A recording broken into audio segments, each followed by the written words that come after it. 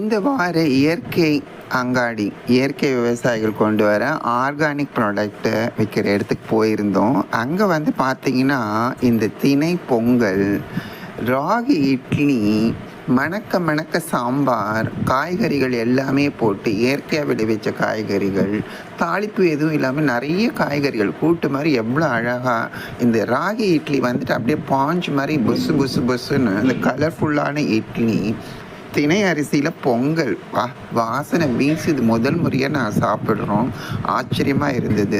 அதுதான் வந்துட்டு கிராமத்து சமையல். கிராமத்து சமையலில் என்ன மனம் இருக்குது, குணம் இருக்குது, ஆரோக்கியம் இருக்குதுன்றத முதல் முறையாக நான் பார்த்து வியந்தேன். அது கூட வந்து இந்த கொண்டைக்கடலை, வேர்க்கடலை, சுண்டல்கள் வந்து கொடுத்தாங்க. பாருங்கள், இந்த பாரம்பரியம் என்ன, கலாச்சாரம், உபதேசம், விருந்து என்றதெல்லாம் வந்துட்டு கொஞ்சம் கொஞ்சமாக மறைஞ்சி இருக்குதுன்னு நினச்சேன். இல்லை, இந்த கிராமத்தில் இருக்கிறத அப்படியே கொண்டு வந்திருந்தாங்க. நம்மலாம் வந்துட்டு விழாக்கோ வேறு ஃபங்க்ஷனுக்கோ போயிருந்தோம்னா நம்ம உறவினர்கள் எல்லாம் நம்மளை பார்த்துட்டாங்கன்னா அவங்களுக்கு கிடைக்கிற ஒரு சந்தோஷம் இவ்வளோன்னு இருக்காது.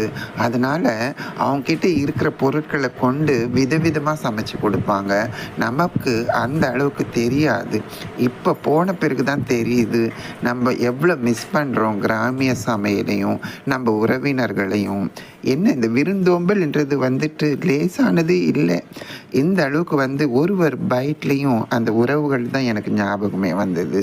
மக்களாகி நீங்கள் உங்களுக்கு தெரிவிக்கிறது என்னென்னா, மாதம் முதல் ஞாயிறு அன்று புருஷவாக்கம் கெல்லிஸில் இருக்கிற MTCM முத்தையா மெமோரியல் மெட்ரிகுலேஷன் ஸ்கூல்லையும், ஹர்ஷா மெட்ரிகுலேஷன் வேளச்சேரி மெயின் ரோட்டில் செகண்ட் சாட்டர்டேலையும் இந்த ஆர்கானிக் ஃபார்ம் இயற்கை விவசாயிகள் கொண்டு